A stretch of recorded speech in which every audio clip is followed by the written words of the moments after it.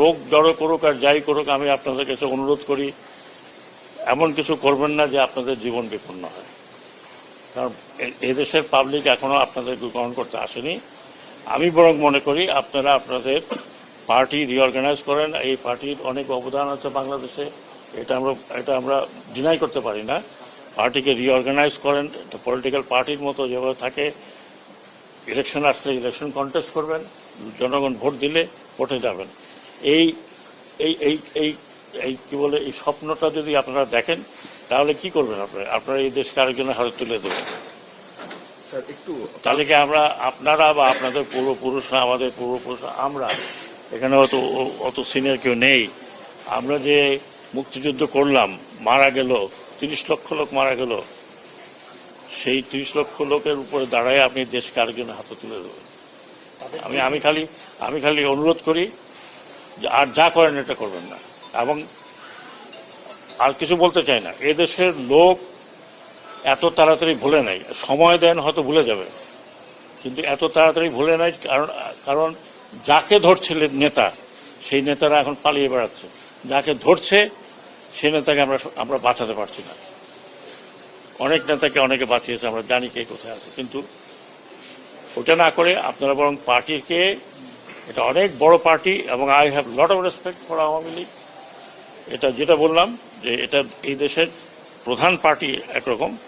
এক সময় আমাদের মতো বাঙালিদের ভরসার জায়গা ছিল এই পার্টি। বাংলাদেশের 52 আন্দোলন, 69 গণ আন্দোলন, স্বাধীনতা, এটা পার্সোনাল কোনো কারণে নষ্ট করবেন না। এটা জাতীয় সম্পদ। আপনারা আসুন, যারা রেগুলার করতে চান।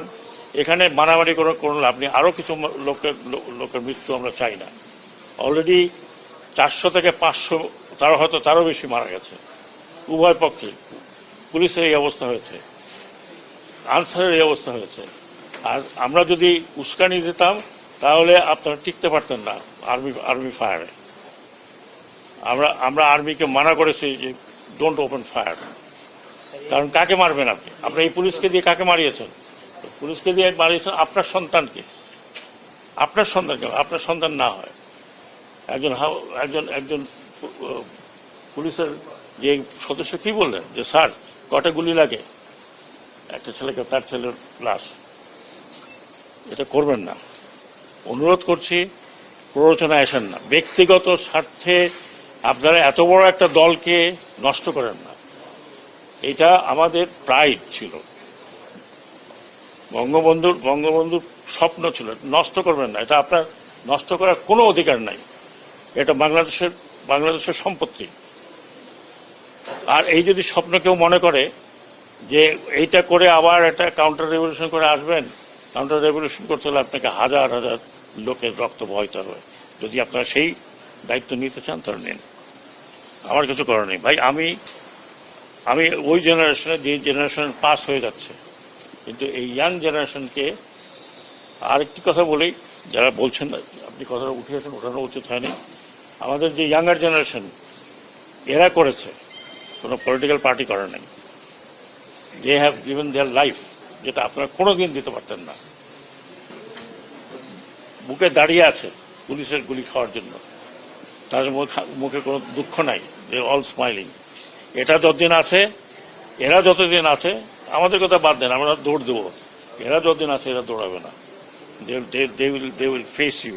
সো প্লিজ, আমি অনুরোধ করছি, একজন সিনিয়র সিটিজেন হিসেবে আমি জানি political people don't like me, but আমি একজন সিনিয়র সিটিজেন হিসেবে বলছি যে দয়া করে দেশটাকে স্বাধীন রাখেন। জানি যে এটা পুলিশের নিজেরাই বলেছে এটা আমাদের কলঙ্কিত একটি, সবাই যে খারাপ তা তো না। আমি কি বলতে পারবো যে সব খারাপ? 100% পুলিশ খারাপ ছিল, সবাই দানব হয়ে গেছিল। এখন তো তাদের রিয়েলাইজেশন হচ্ছে যে হোয়াট দে হ্যাভ ডান। এবং আমাকে যেটা তারা নিজেরাই বলছে যে আমরা এই পোশাক পরে একদিনও বেরোতে চাই না। তারপরে আইজি সাহেব আমরা বললাম যে ভাই এটা একটু বললেই তো হবে না, একটু সময় লাগবে। ওরা বলে আমি কালকে দেখলাম যে এই ট্রাফিক পুলিশ শুধু পুলিশের একটা জ্যাকেট পরে দাঁড়িয়ে আছে রাস্তায়। তো তাদের মধ্যে তো একটা উপলব্ধি হয়েছে, তারা তো এখন দেখছে যে what they have done, they have not